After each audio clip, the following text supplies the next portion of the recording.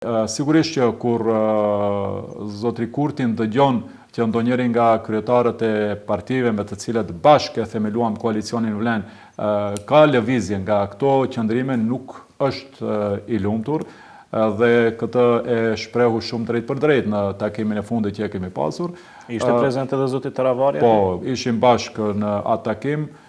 ka qenë takim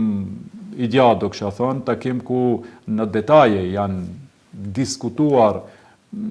arsyet e formimit koalicionit Vlen dhe se ato arsye po qëndrojnë edhe më të tjerë dhe se ne duhet të qëndrojmë të bashkuar,